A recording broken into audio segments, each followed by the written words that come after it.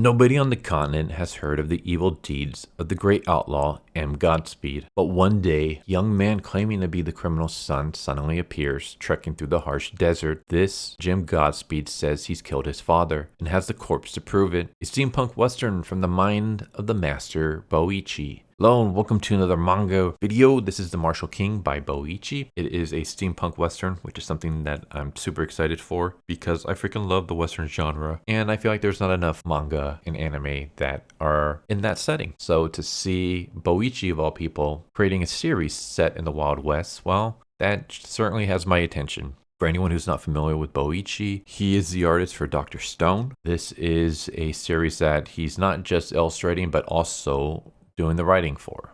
For Dr. Stone, he just did the artwork. For this series, he's doing both. And we start off with a Bible passage. Ecclesiastes chapter 1, verse 4, generations come and generations go, but the earth remains forever. And that verse means a lot of things. In terms of this story, it basically is exactly how it says, that there's, a generation that comes and a generation that goes. This is the generation of the Desperados. So the theme of this is that we are in the age of Desperados. Kind of like how One Piece is the age of piracy.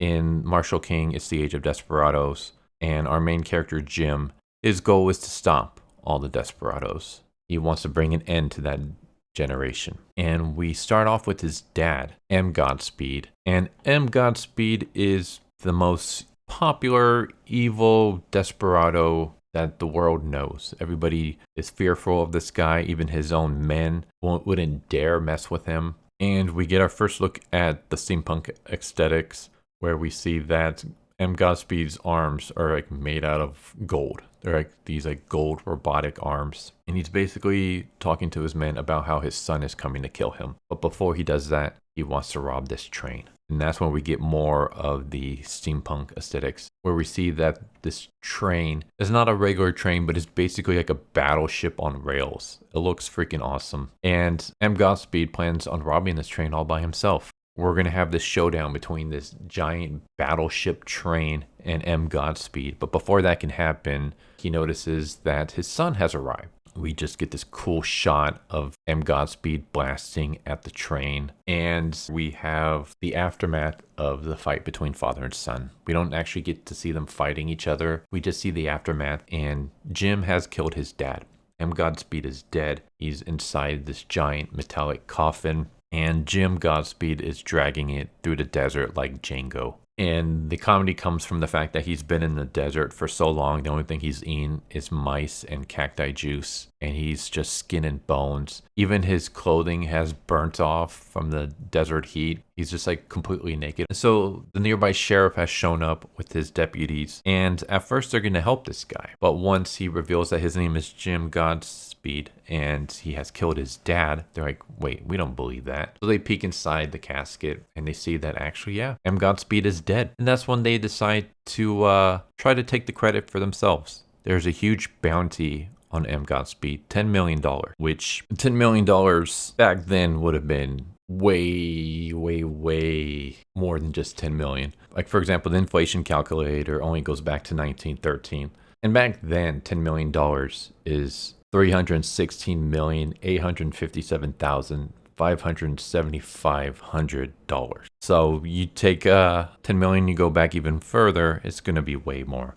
This is basically almost $500 million right here, just off of this one bounty. And of course, the sheriffs, you know what? Yeah, maybe we should. We can easily get rid of this guy. He has been out in the desert. He's nothing but skin and bones. We can easily defeat him. We can chuck his body down into this cavern. Nobody will ever know. And then we can take the bounty back and cash it in ourselves and live life to the fullest. But before that happens, a bunch of desperados show up. And they want the bounty for themselves. So we basically just have a shootout where the sheriff's men and these desperados are fighting over the corpse of Jim Godspeed. And eventually Jim Godspeed gets pissed off at all this. And he's like, keep your hands off my father. And he starts fighting back. And we just get a lot of cool action scenes. I'm going to be skipping a bunch of that. Yeah, we just have a funny moment where we just have this emaciated naked cowboy going around attacking a bunch of desperados and sheriffs and deputies and stuff. stuff. And we have this like cool shot of the aftermath. And I just love how like everything is in black and white, but the sun is in color and just the way it shines through. The artwork in this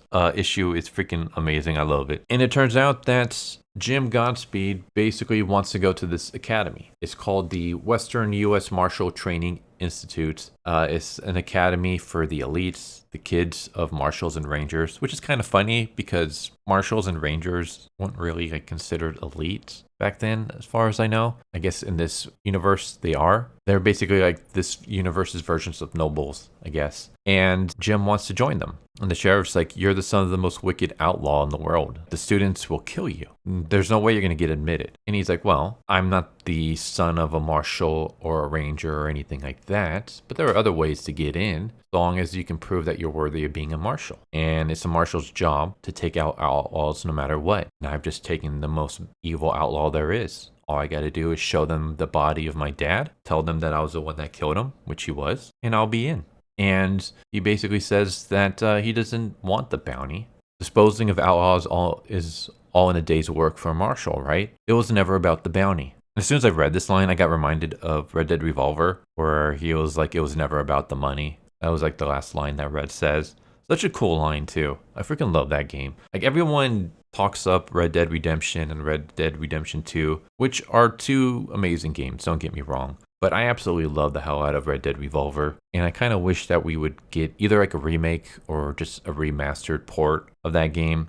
I would love to see like a follow-up to that, like a Red Dead Revolver 2. But yeah, he, I guess, takes the bounty in because he says he reaches the town. He was approved to enroll, and now he's going to be in the academy. And I'm kind of wondering what the direction for the series is going to be, because when I first heard about it, I thought that the main character was going to be a marshal himself, and that it was basically going to be him like going around saving the day, taking out bandits and stuff. And even kind of like the beginning kind of seemed like that. But now it's seeming like he is planning on becoming the marshal, but first he's going to the academy. And I don't know how I feel about that, because I feel like there's already a ton of manga series out there set in academies. There's a lot of series out there that already do like the whole school setting, the whole academy setting. So I don't know if I want to see another one, but I love what I've read so far. Like that's my one, I don't want to even say it's a nitpick or a gripe, but it's my one thing that I'm worrying about. I'm hoping this doesn't just become another academy story. It basically seems to be setting up that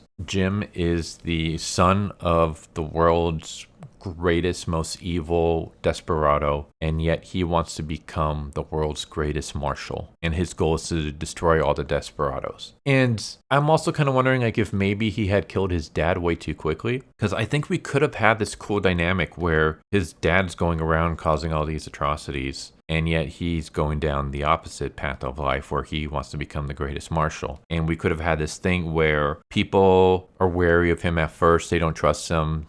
They think maybe it's like an inside job. He's like a spy or something, because like, why does he want to be a marshal when his dad's the greatest desperado? And then also we can have this thing where it's like he's trying to hunt his dad. But no, he ends up killing his dad in like the first few pages. We don't even see it happen, but we do see the corpse. Unless this is a fake out. Unless the corpse inside the casket is actually not M. Godspeed. It's just another corpse. Maybe M. Godspeed like got rid of his arms so that they can fake this body. We don't know. Jim Godspeed doesn't seem like the kind of person that would lie, but it could be that that's what the story is. I'm gonna assume that it's not. And I just kind of think that he killed the dad way too quickly. It would have been like a really cool dynamic if his dad was still alive. So he's like trying to go to the academy. He's trying to become a marshal. And then he has the fact that his dad's out there causing atrocities and he has to go hunt him down. Like that could have been a cool thing. But that whole storyline got taken care of within the first few pages. Other than that, I mean, this is looking pretty cool. I love the artwork. The artwork is just freaking amazing. I love the way that some of the colors are used. Most of this is in black and white, but there are moments where we have color, like where we see the sun peeking through. We have color for that. When he's dragging his dad's casket, we have color. Usually a lot of times when the sun is coming through, the sun has, we see color. Sometimes like we'll have like the sky is colored, but everything else is in black and white. I think it's a cool mix of color and black and white. The character of Jim Godspeed, we don't know too much about him, so it's kind of hard to judge. He seems to be someone that is very good with a gun. I mean, he was able to take out his dad by himself. He seems to be very strong. The fact that he was able to carry his dad's casket through the deserts while being emaciated. The fact that he was able to take out a small army of desperados and the sheriff and his men while being like hungry and emaciated. He's like able to lift his dad's casket with like one arm. Like, so this is like a tough dude who's able to fight. As for the personality, we don't really know too much about him other than the fact that he hates desperados for some reason, but I'm assuming that's something that we're going to learn along the way. This feels very much almost kind of like One Piece meets Naruto. I say that because he wants to become like the Marshal King, which kind of reminds me of Luffy wanting to become the Pirate King. We have the fact that he's the son of the world's greatest desperado. Luffy is the son of the greatest pirate. As for the Naruto thing, it's the whole like going to an academy to become a marshal. Kind of reminds me of going to an academy to become a shinobi, a ninja. So it seems like it might be mixing those two a little bit. So yeah, I guess we'll see where it goes. I will say that it was a very cool, interesting first chapter, a good introduction, and I'm very much looking forward to where this goes. I'm very excited for it. I'm glad to see another cowboy setting manga series. And once again, if you have other mangas that are set in the Wild West, let me know. I know about like Peacemaker, Red, Black Tiger, JoJo's Bizarre Adventure, Gunblaze West, but there's got to be like more out there that I'm just not too familiar with. Trigun obviously is like the most popular. But if you have any, please let me know because I would love to check them out. I think this is off to a really good start, and I'm very much interested to see where it goes. But there's the Marshal King. Hope you enjoyed the video, and I hope to see you next time. Take care. Later. Thank you for watching my video. I hope you enjoyed it. If you didn't, I still want to thank you for watching it this far, and I hope the next one is more to your liking. With that said, thank you once again, and I hope you guys and gals have a good one. Later.